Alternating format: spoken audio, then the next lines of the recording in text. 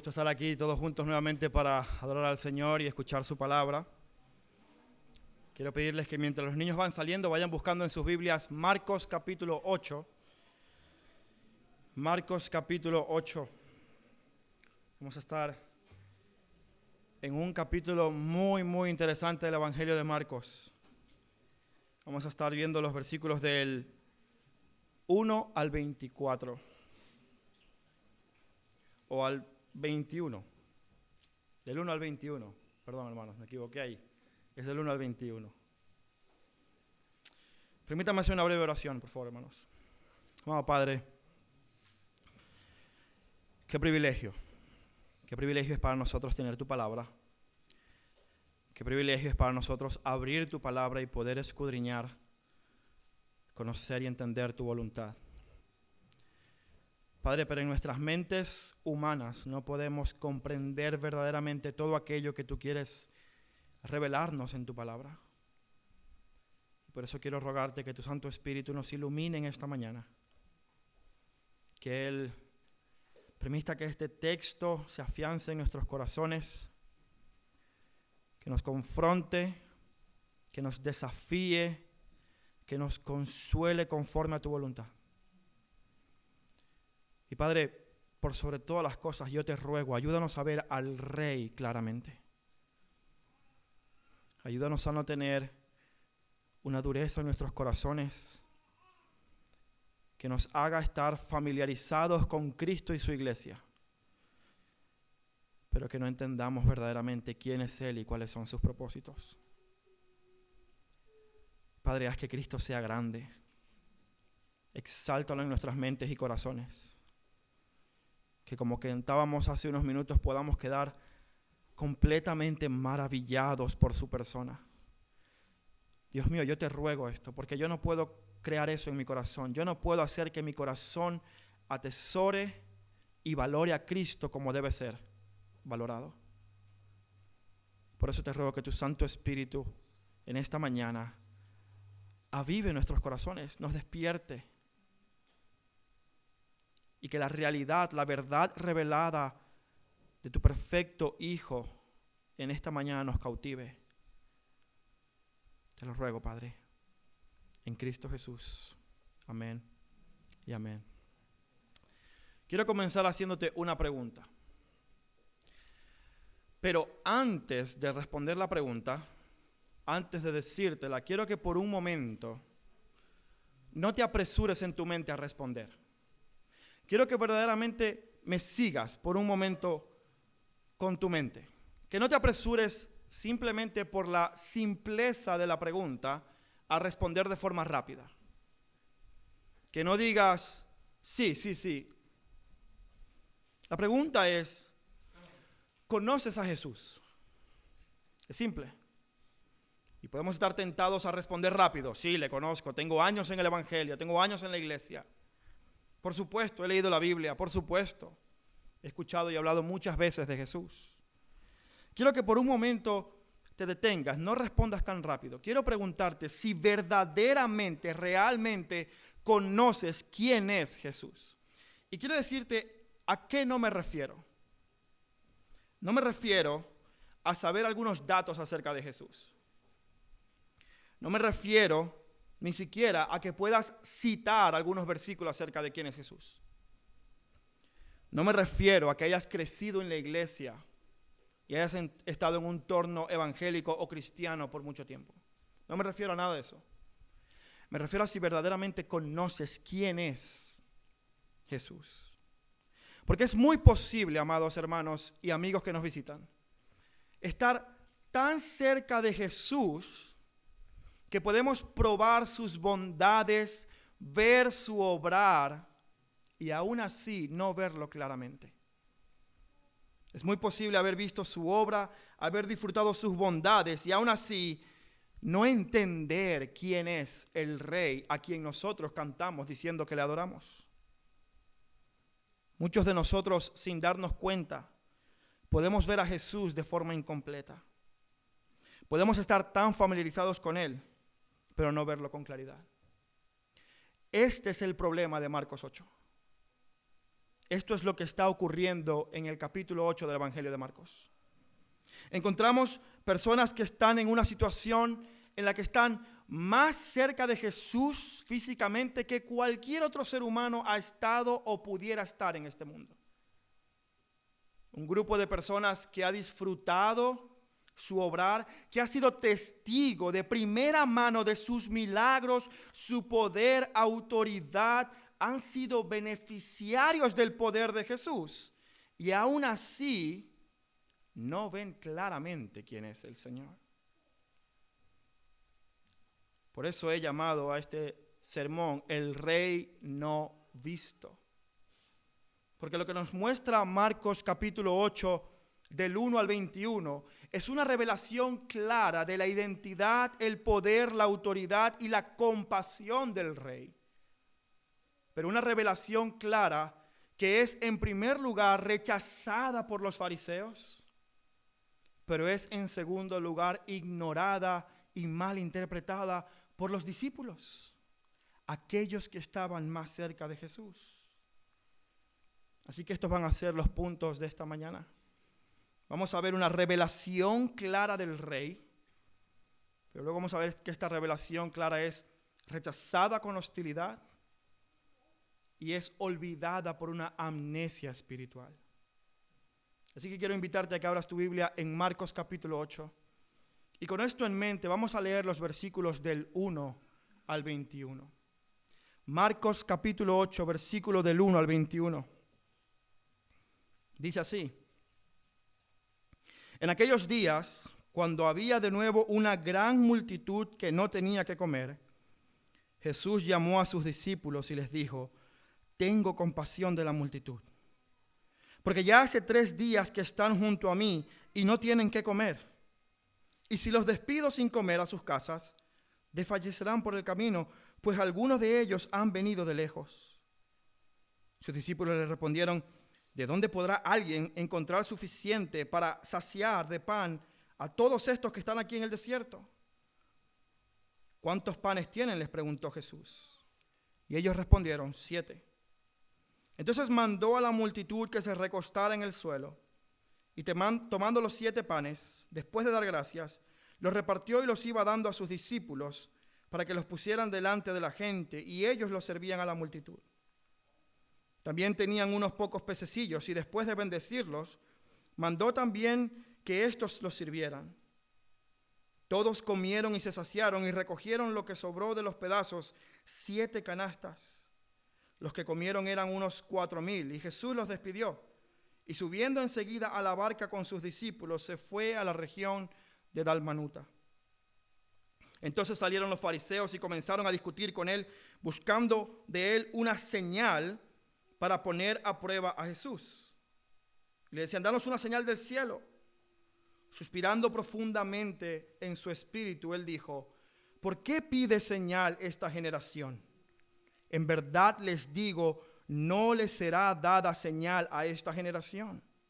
Y dejándolos, se embarcó otra vez y se fue al otro lado del lago. Los discípulos habían olvidado de tomar panes y no tenían consigo en la barca sino un solo pan. Y Jesús les encargaba diciendo: tengan cuidado, cuídense de la levadura de los fariseos y de la levadura de Herodes. Y ellos discutían entre sí porque no tenían panes. Y dándose cuenta, Jesús les dijo: ¿Por qué discuten que no tienen pan? ¿Aún no comprenden ni entienden? ¿Tienen el corazón endurecido? ¿Teniendo ojos no ven? ¿Y teniendo oídos no oyen? ¿No recuerdan cuando partí los 5 panes entre los 5,000? ¿Cuántas cestas llenas de pedazos recogieron? 12, le dijeron ellos. Y cuando partí los 7 panes entre los 4,000, ¿cuántas canastas llenas de los pedazos recogieron? 7, le dijeron. Entonces les dijo: aún no entienden. En esta oportunidad encontramos al Señor Jesús todavía en territorio gentil. En Marcos capítulo 7, Jesús deja Genezaret, donde discutió con los fariseos, exponiendo la dureza y la hipocresía del corazón de ellos, que cambiaban la ley de Dios por mandamiento humano. y se va a la región de Tiro, de Sidón y de Decápolis. 3 regiones que son completamente gentiles, donde no vivía popularmente ni mayormente una población judía, sino que era todo lo contrario, eran griegos, sirofenicios, cananeos, pueblo gentil que era descartado de ser parte del pueblo de Dios. Personas que no tenían ningún tipo de relación étnica ni cultural con el pueblo de Dios, eran descartados. En Marcos capítulo 6, Jesús había recorrido todas las aldeas de Galilea en una gira ministerial, ministrando, sanando enfermos, expulsando demonios, perdonando pecados y llamando a los pecadores al arrepentimiento. Y al final del capítulo 6 encontramos que esta gira de Jesús finaliza con un milagro muy parecido al que estamos leyendo hoy. Finaliza en Marcos capítulo 6 con la alimentación de los 5,000. Y luego se va a la región gentil por todas estas ciudades que hemos mencionado. Y esta gira ministerial de varios días termina nuevamente con otro banquete. En esta oportunidad, la alimentación de 4,000. Jesús demostró que Él era el rey que alimentaba a su pueblo, no solamente al pueblo judío, como lo hizo cuando los alimentó en Marcos capítulo 6. Él alimentó en la región de Galilea mayormente a una multitud judía que venía a Él, no lo dejaba descansar, tuvo compasión de ellos, les proveyó enseñanza, instrucción, pastorado y alimento, y sobraron 12 canastas llenas de pedazos, simbolizando las 12 tribus de Israel que Moisés había alimentado con el maná del cielo en el libro de Éxodo.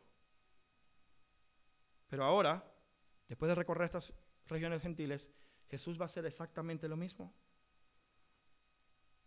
Quiero que leas nuevamente el versículo 1 y 2 conmigo. En aquellos días, cuando de nuevo había una gran multitud que no tenía que comer, Jesús llamó a sus discípulos y les dijo, y escucha bien lo que dijo: tengo compasión de la multitud, porque ya hace 3 días que están junto a mí y no tienen que comer. Mira el versículo 3. Si los despido sin comer a sus casas, desfallecerán en el camino, pues algunos de ellos han venido de lejos. Si algo aprendemos en el Evangelio de Marcos y en todos los evangelios, pero de forma particular en el Evangelio de Marcos, es que una de las características del rey revelado en las Escrituras es su gran corazón compasivo. Marcos no siempre dice que Jesús tuvo compasión, pero lo muestra en cada acto de misericordia que Él hace al sanar, liberar y perdonar a los seres humanos.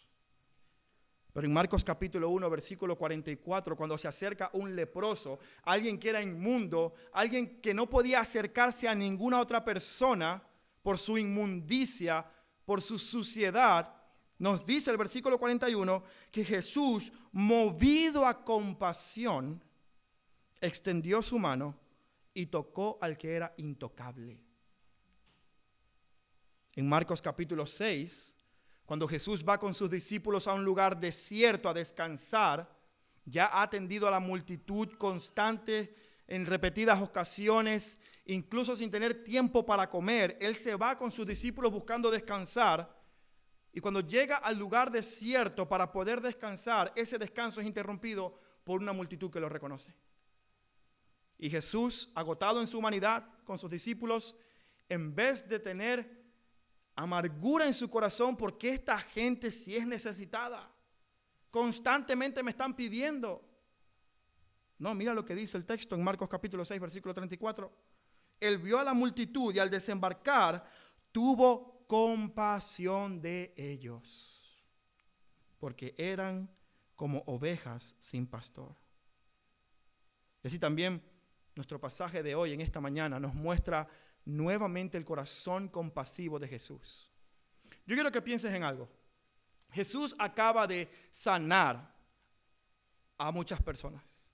Él acaba de liberar la hija de una mujer cananea de un espíritu inmundo. Y seguramente la multitud lo seguía porque seguía haciendo muchos milagros. Pero Jesús no solamente se limita a hacer el milagro y despedirlos. Piensa en esto. Él los pudo haber sanado, los pudo haber liberado y les pudo haber dicho, venga, váyanse a casa. Aún así, eso habría sido compasivo. Los acaba de liberar del mal físico y espiritual que más les aqueja.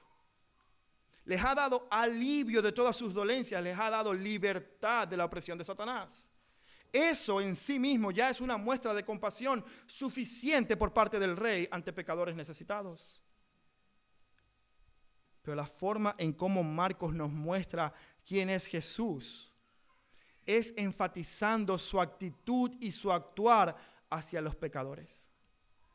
Mira, en muchas ocasiones, si has estado en esta serie, me has escuchado decir que Marcos está intentando mostrar que Jesús es el Hijo de Dios, no por medio de una declaración teológica, sino al mostrarte lo que Jesús es capaz de hacer.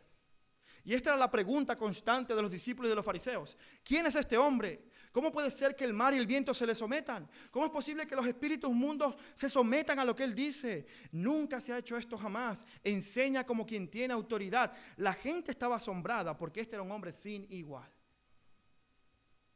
Marcos nos dice al principio de su evangelio, este es el evangelio de Jesús, Hijo de Dios. Y luego guarda silencio para mostrarte todo lo que él es capaz de hacer. Y Marcos nos muestra que él tiene autoridad sobre la naturaleza, sobre la creación, como solamente Dios puede hacerlo. Sobre los espíritus inmundos y Satanás, como solo Dios puede hacerlo. Y aún sobre la muerte misma, como solo Dios puede hacerlo. Marcos está enfatizando por medio de cada milagro, de cada interacción, quién es Jesús. Dice, ¿quién es capaz de hacer todas estas cosas que este hombre hace si no es el Hijo de Dios encarnado? Pero otra cosa que nos muestra Marcos no es solamente el poder y la autoridad de Jesús, sino su gran corazón compasivo. Su gran cercanía por los pecadores. Aquellos que eran intocables, aquellos que eran rechazados. ¿Qué decían los fariseos? ¿Cómo puede este comer con pecadores y publicanos? ¿Cómo se le ocurre? Todos estos eran actos de misericordia y compasión por parte del Rey que tiene toda autoridad y poder. El mismo que comió con pecadores, el mismo que sanó a muchos, el mismo que tuvo compasión de una mujer sirofenicia, enemiga del pueblo de Dios, ahora tiene compasión de una gran multitud. Y escucha bien, esta gran multitud no es de judíos ni de hijos de Israel. Jesús seguía en Decápolis, seguía recorriendo esta zona gentil. Ahora él tiene compasión de gentiles, griegos, personas que no tienen nada que ver ni que esperaban la promesa de Dios. ¿Y qué hace Jesús? ¿Qué hace cuando tiene esta gran multitud? Dice, siento compasión por ellos. Mira los versículos del 3 al 10. Bueno, del 4 al 10, perdona. Sus discípulos le dicen, ¿y de dónde vamos a sacar comida para toda esta gente? Ni siquiera preguntan en esta ocasión el coste que tendría alimentar tantas personas. Simplemente dicen, ¿de dónde es imposible alimentar a tantas personas? En el versículo 6, versículo 5, él dice, ¿cuántos panes tienen? 7. Y mandó a recostar a la multitud en el suelo, y tomando los 7 panes, después de dar gracias, los partió y los iba dando a los discípulos para que ellos los pusieran delante de la gente, y ellos los sirvieron a la multitud. Y también tenían unos pocos peces, y después de bendecirlos, mandó que estos también se sirvieran. Y escucha bien, todos los que comieron se saciaron, y recogieron de lo que sobró de los pedazos 7 canastas. Y los que comieron eran unos 4,000, y Jesús los despidió. ¿Qué hizo Jesús cuando vio a una multitud que había venido a él buscando un alivio espiritual, pero que ahora tenían ya 3 días siguiéndolo, escuchándolo, viendo su poder? ¿Qué hace el rey? Tiene compasión de ellos. ¿Y qué hace? Los alimenta. Les da de comer. Les invita al banquete del rey que ha ofrecido previamente a los judíos primero. Y amados, en esto se cumple lo que decía la mujer sirofenicia. Verás, cuando Jesús habla con esta mujer cananea, él le dice, no puedo dar la comida de los hijos a los perrillos. Y ella dice, sí, pero aún los perrillos comen de las migajas que caen de la mesa de los hijos. Y lo que está diciendo ella es, sí, tú has venido primero a alimentar al pueblo de Israel con tu misericordia y tu poder, pero seguro eres tan grande, eres tan suficiente en tu poder y autoridad y misericordia que algo me debe caer a mí que soy cananea. Seguramente yo que soy gentil, que no espero la promesa del rey que va a liberar a su pueblo, seguro también yo me puedo beneficiar porque es que tu misericordia es muy grande. Y esto es lo que hace. Esta escena con esta mujer y con este hombre sordo y tartamudo está en medio de dos banquetes, uno para los judíos y otro para los gentiles. Entonces Jesús le pregunta a sus discípulos, ¿cuántos panes tienen? Y quiero que veas las similitudes en ambos, pero también las diferencias. Jesús le pregunta en ambos casos, en ambos banquetes, ¿cuántos panes tienen? Y ellos responden. En ambas historias Jesús manda que la multitud se recueste en el suelo o en la hierba verde. En ambas historias Jesús bendice y da gracia a estos alimentos. En ambas historias los discípulos son los que reparten la comida. En ambas historias todos los que estaban presentes se saciaron. Todos. Y finalmente en ambos sobró comida. En ambos hubo cestas llenas de comida para recoger. La compasión de Jesús no solamente lo llevó a atender una necesidad espiritual de esta gente, sino también una necesidad física. Él estaba verdaderamente preocupado por el bienestar de estas personas, aunque no esperaban la promesa del rey.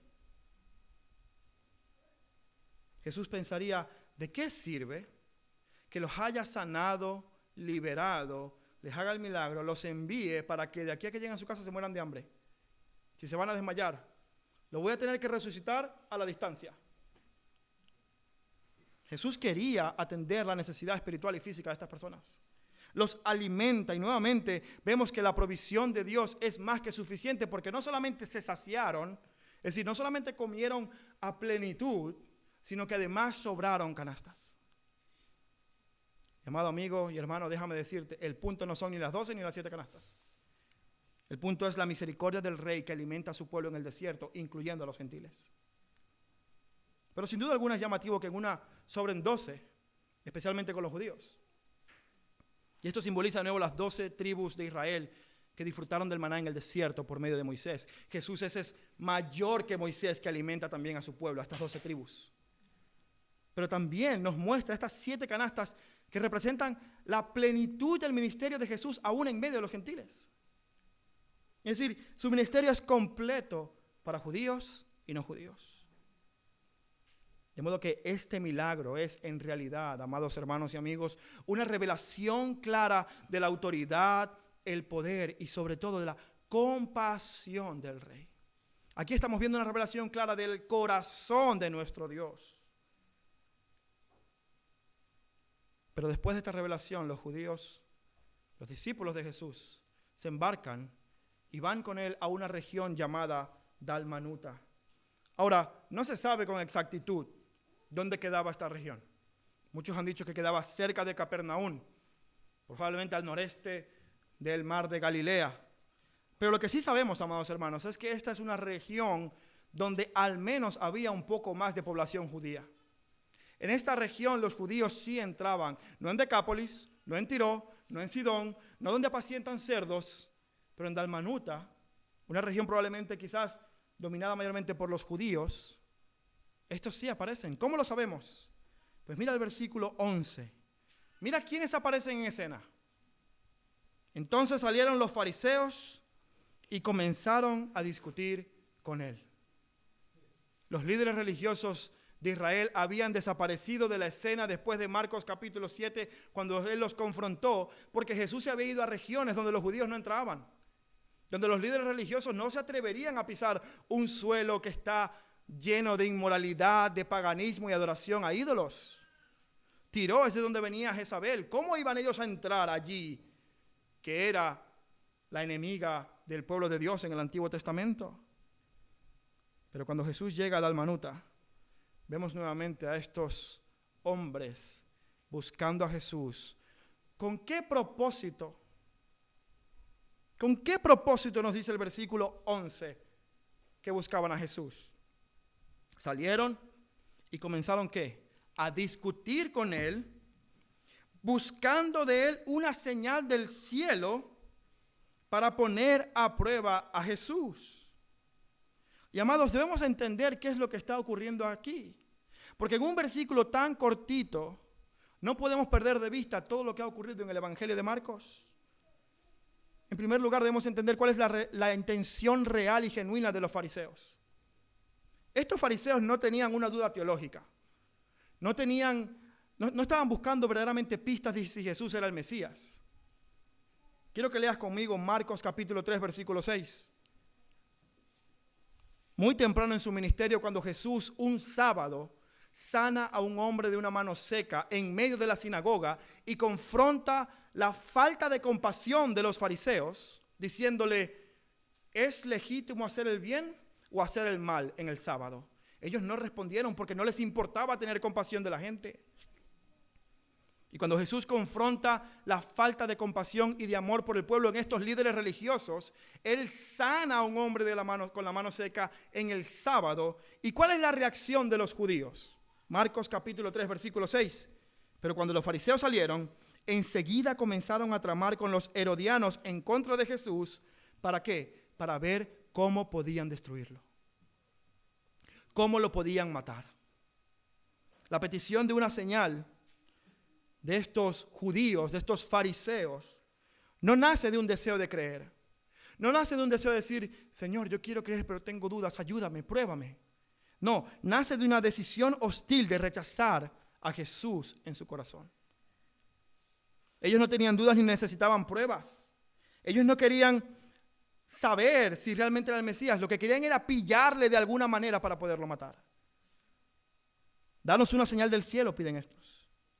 Y lo más irónico es que Marcos nos acaba de narrar uno de los milagros más sorprendentes del rey. Lo más irónico es que Marcos nos acaba de mostrar la compasión, el poder y la autoridad de Jesús como rey.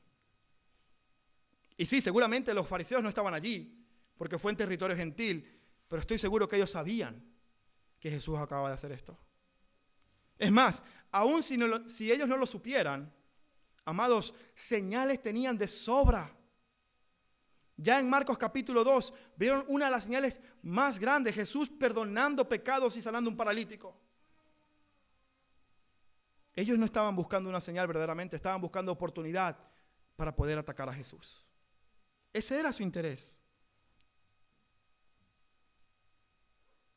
Los fariseos me recuerdan a un hombre que se creía que estaba muerto.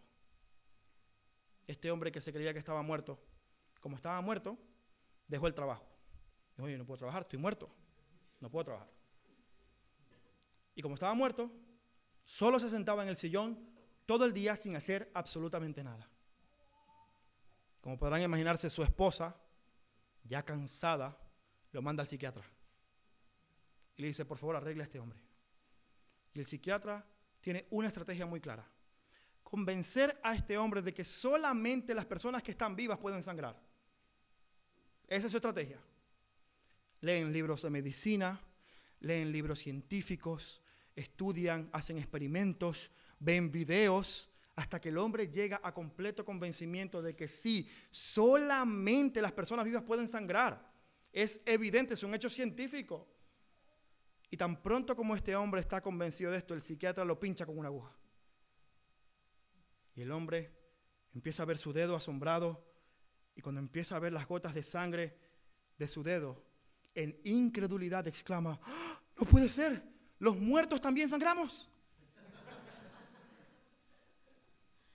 Lo que esto nos muestra, amados hermanos, es que para un corazón endurecido no hay ningún tipo de evidencia ni prueba que pueda convencerlo. Cuando una persona en su corazón ya ha determinado rechazar por completo toda la evidencia que se le presente, no importa si viene Jesucristo otra vez y le dice, sí, yo soy Dios, mira cómo bajo flotando, esa persona va a rechazar eso.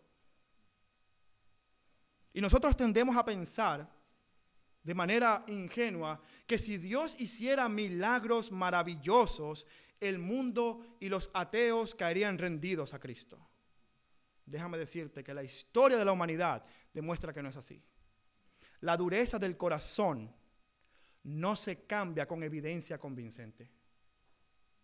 La dureza del corazón se cambia por una obra sobrenatural del Espíritu Santo que tiene que obrar vida en ese corazón muerto y endurecido. Los fariseos no querían evidencia. Ellos no estaban interesados en discutir teológicamente si verdaderamente Jesús, si se habían cumplido las profecías. Ellos no querían saber, pero ¿qué profecías ha cumplido? Realmente, vamos a ver con las Escrituras. No era realmente un deseo teológico genuino.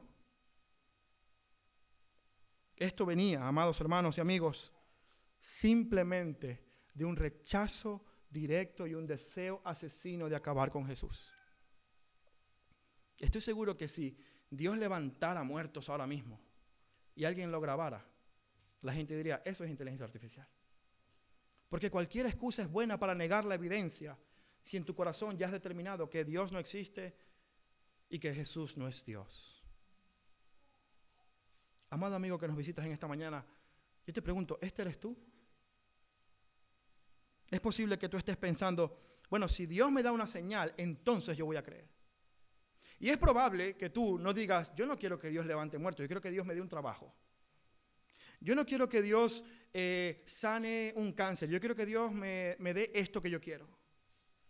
Yo quiero que Dios me dé esta señal que yo estoy pidiendo conforme a mis deseos para que Él demuestre que realmente Él es Dios. Amado amigo, déjame decirte que eso es un error. Porque tú no eres el juez de Dios. Dios es el juez de la humanidad. Y Dios no tiene que adaptarse a la agenda de un corazón caprichoso y endurecido que demanda señal a su antojo. Como el de los fariseos. Danos una señal del cielo. ¿Pero qué más señal quieres, muchacho? Si he levantado muertos, Satanás mismo se ha sujetado a mi poder. Y tú dices que soy Belcebú. Pero no, que no hay nada para convencerte. Que tú lo que estás es endurecido. Pasajes como el de hoy nos muestran claramente que nuestro Rey vino a este mundo con todo poder y autoridad y un corazón compasivo para salvar a pecadores que no lo merecían como tú y como yo. Y por eso, amado amigo, si lo que tú estás buscando es evidencia conforme a tus deseos, déjame decirte que no se te va a dar ninguna. Porque evidencia suficiente hay en la Escritura y en la historia para mostrar que Jesucristo el Rey se encarnó y murió por nuestros pecados. Si esto es algo que tú quieres aprender más hoy, yo quiero hablar contigo. No quiero que te vayas de aquí simplemente sin hablar conmigo, con John o con cualquier otro miembro de la iglesia. Porque lo más importante en tu vida es conocer a este Rey que vino para dar su vida en tu lugar. Así que los fariseos no pueden ver a este Rey. Están ciegos espiritualmente por un rechazo hostil a cualquier señal que el Rey les presente. Pero ¿cuál es la respuesta de Jesús ante tal rechazo hostil? Versículo 12. Suspirando profundamente en su espíritu, dijo, ¿por qué pide señal esta generación? En verdad les digo que no se le dará señal a esta generación. Y dejándolos, se embarcó otra vez y se fue al otro lado. Hay dos ocasiones en las que Marcos registra que el Señor suspiró. La primera la encontramos en Marcos capítulo 7, 34, cuando sana a este hombre sordo y tartamudo. El Señor se inclina, mete su dedo en los oídos y suspira, probablemente viendo el efecto de la caída sobre el ser humano y diciendo, ay, hijo mío. Pero después de eso revierte el efecto del pecado y la caída, dándole voz a quien no hablaba y oído a quien no escuchaba. La segunda vez que Marcos registra un suspiro del Señor profundo es en este episodio. Y probablemente el Señor no estaba suspirando de dolor, sino de frustración y de indignación. Prácticamente es un suspiro de juicio contra ellos. No es un, ay, hijo mío, es un, ¿por qué piden señal? ¿Por qué demandan señal a esta generación? ¿Pero quién se creen?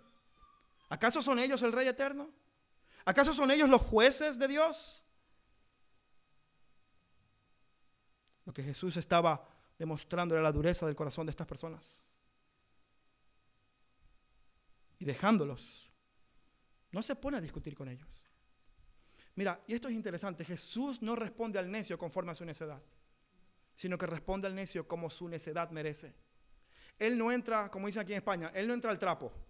No entra al debate. Él no empieza a decir, como no, mira, Esta es la legitimidad de todas las señales que yo te he dado. Mira cómo sí he cumplido las profecías. Mira cómo sí he hecho esto. Dime tú, él no entra en un debate. Él responde al necio conforme a su necedad. Yo no voy a discutir contigo. Tú estás endurecido. Quédate en tu endurecimiento de corazón y sufre las consecuencias de esto. Él se va y los deja completamente solos. Jesús nos respondió a ellos según la agenda y la petición de su corazón. Los dejó. Y quizás en este pasaje estamos esperando un poquito de esperanza. Decimos, estos fariseos sí son duros de corazón, de verdad, pero ¿qué le pasa a esta gente? Y quizás pensamos, pero no pasa nada, yo sé que los discípulos de Jesús no nos van a fallar.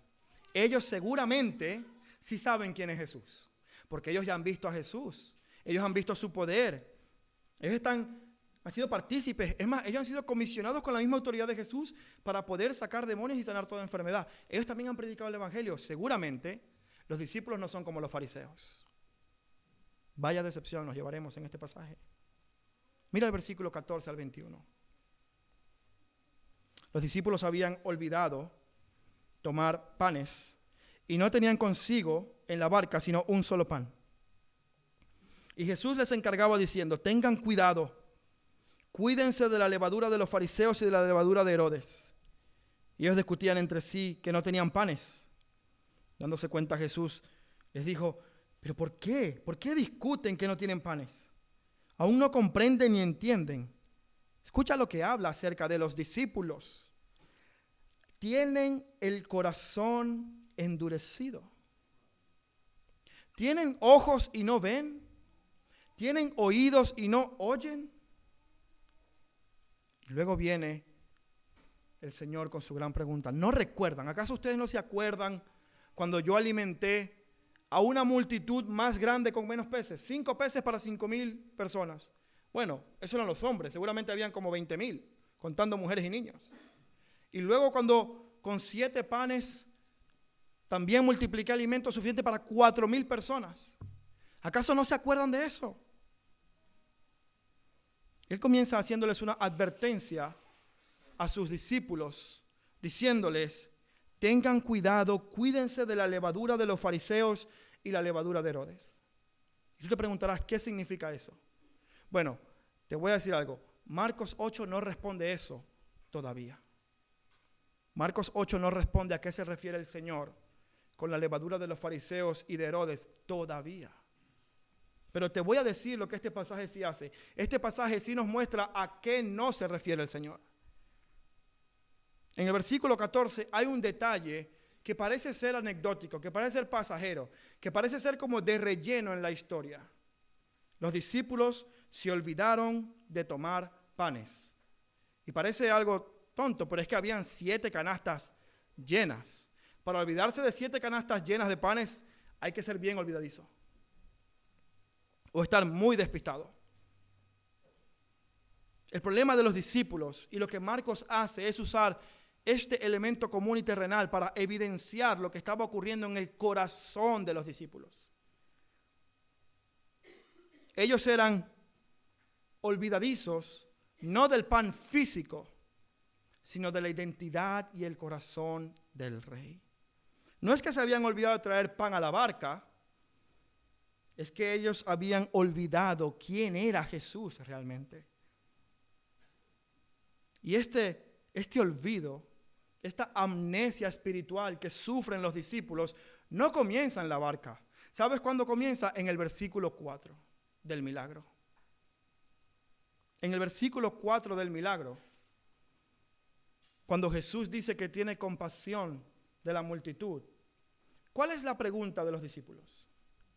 Pero ¿y dónde vamos a sacar comida? Y tú y yo, que hemos leído Marcos capítulo 6, ¿qué decimos? Pero si alimentó a 5,000 antes, seguramente puede repetir el milagro. Si ya lo hizo, lo podrá hacer. Y vamos a hacer un poquito, vamos a defender a los discípulos para juzgar con justo juicio. Digamos que los discípulos a lo mejor pensaron, bueno, eso fue en un lugar desierto cerca de Galilea, donde habían judíos. Bueno, ahí tiene sentido que el Señor muestre que Él es mayor que Moisés alimentando al pueblo judío. Pero estamos en territorio gentil, aquí a lo mejor el Señor no va a hacer lo mismo. Amados, pero aún así es una evidencia de amnesia espiritual, porque Jesús mismo había mostrado en el capítulo 5 que había ido a Decápolis a liberar a un endemoniado. Había ido a Tiro y a Sidón y había bendecido a personas gentiles. Es decir, él había extendido su poder y su misericordia y su ministerio en regiones gentiles. Él les había dado evidencia. Venían de esa gira al territorio gentil. La multitud estaba alrededor de él y él no les dice lo mismo que le dijo a la mujer sirofenicia. Los recibe. Ellos tenían evidencia suficiente para pensar, bueno, Señor, ¿será que aquí también lo vas a hacer? Por lo menos. Pero ellos en este caso ni siquiera se plantean la duda. Ni siquiera preguntan, ajá, Señor, pero ¿cómo hacemos? ¿Quieres repetir el milagro? No, directamente ellos niegan la posibilidad de que Jesús pueda obrar en medio de esta multitud. ¿Quién va a poder alimentar a tanta gente en el desierto? 2 capítulos atrás Marcos nos muestra que él había alimentado a 5,000. Y ellos todavía se preguntaban, ¿cómo va a ser esto posible? El problema es que ellos no habían entendido quién era Jesús. El problema es que ellos, a pesar de vivir de cerca, ver su poder, ver su ministerio entre judíos y gentiles, seguían sin entender quién era el rey y cuál era su corazón hacia judíos y gentiles. Ahora, hay una gran diferencia entre los fariseos y los 12. En los fariseos había una dureza de corazón hostil, un rechazo directo a la persona y obra de Jesucristo. En los 12 había una ceguera funcional. Es decir, ellos no rechazaban a Jesús. Ellos no querían matarlo. Ellos eran sus discípulos, querían seguirlos, querían estar con él, querían andar con su maestro, pero la amnesia, el olvidarse de quién era Jesús, los llevaba a la misma ceguera que tenían los fariseos. Una era una ceguera hostil, la otra era más funcional. Simplemente no podían ver quién era Jesús. El problema es que ellos no habían entendido. Y esto es lo que desata luego de parte del rey toda esta serie de preguntas y de cuestionamientos. Toda esta reprimenda contra estos discípulos lentos para entender, embotados en sus mentes. Miren las preguntas que le hace Jesús. Aún no comprenden ni entienden. Mira la pregunta, ¿tienen el corazón endurecido? Él no le dijo eso a los fariseos, lo dio por sentado, ya es claro, es evidente. La narrativa de Marcos ya nos muestra un corazón hostil por parte de los fariseos. Pero en los discípulos, en estos, ¿cómo es que no entienden? ¿Tienen ojos y no ven? ¿Oídos y no oyen? Y finalmente el punto más crítico que le da título a este tercer punto, la amnesia espiritual, ¿no se acuerdan de lo que yo he hecho? Ciertamente ellos habían olvidado pan, pero más grave es que ellos habían olvidado quién era Jesús. Y amado amigo y hermano, quiero decirte algo, sobre todo a ti, amado hermano. Jesús no está corrigiendo aquí una falsa conversión.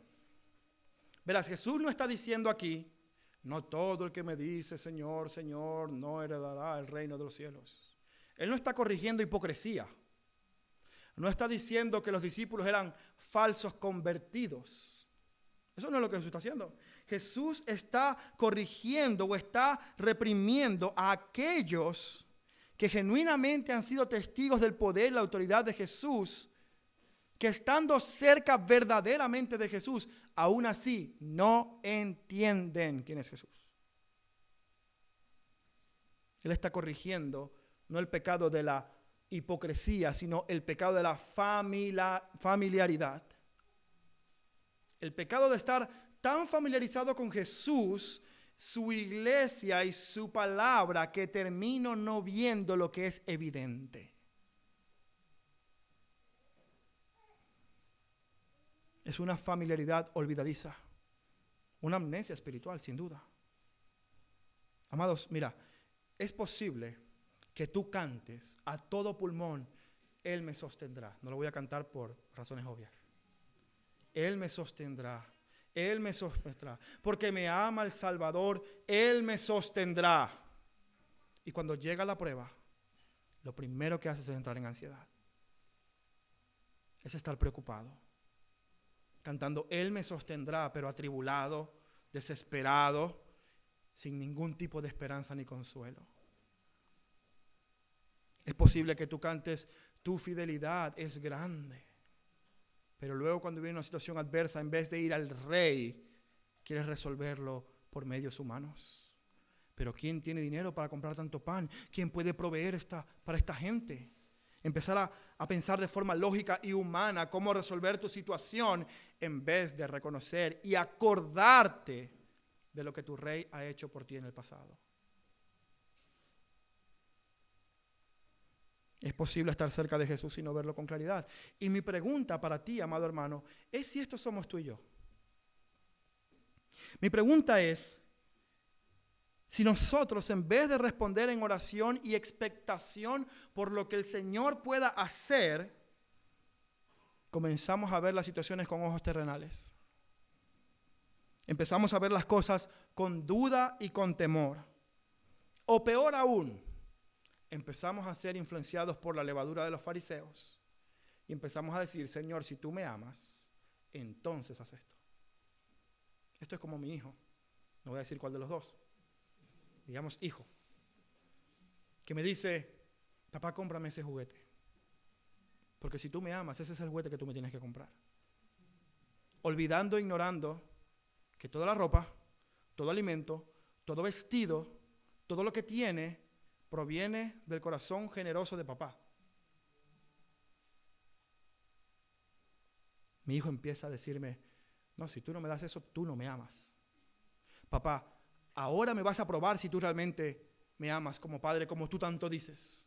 Te tienes que someter a mis deseos como tu hijo.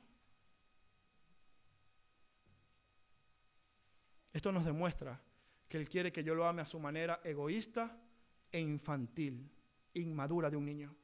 Eso es lo que tú y yo hacemos cuando le pedimos al Dios del universo que Él demuestre su amor para con sus hijos por medio de lo que yo quiero que Él haga.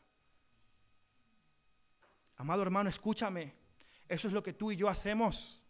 Eso no son los 12 hace 2000 años. Ese eres tú y ese soy yo. Cada vez que o llega fin de mes o que algo ocurre en nuestra vida que nos saca de nuestra zona de confort y empezamos a decir, Señor, no. No me puedes dejar pasar por esto porque tú me amas. Yo evaluaré, papá, si tú verdaderamente me amas. Yo te voy a evaluar si tú eres un verdadero buen padre. Dame esta señal, cómprame este juguete que yo demando ahora y entonces juzgaré si eres un buen padre. Y déjame decirte algo, la amnesia espiritual te lleva a esto. Tú puedes cantar, Él me sostendrá y tener esta actitud en tu corazón. Olvidadiza, completamente olvidadiza. Y te voy a mostrar cómo esto se puede ver. A veces puedes olvidar que Dios es todopoderoso.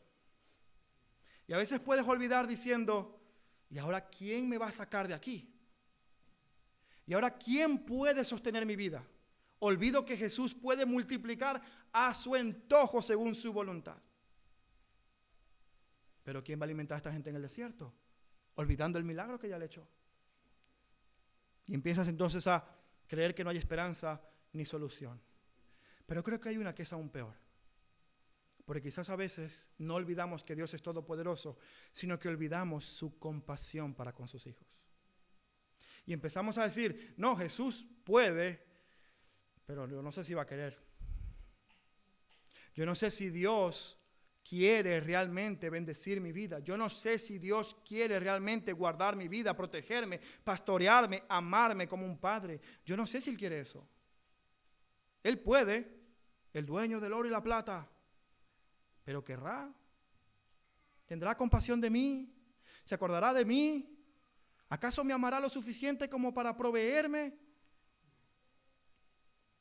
Y quiero decirte algo, esto no quiere decir que no vas a pasar por las aflicciones, porque el mismo Jesús dijo, en el mundo tendréis aflicción. Lo que esto quiere decir es que en el momento difícil nos olvidamos del poder y el corazón de Dios aún en medio de la dificultad.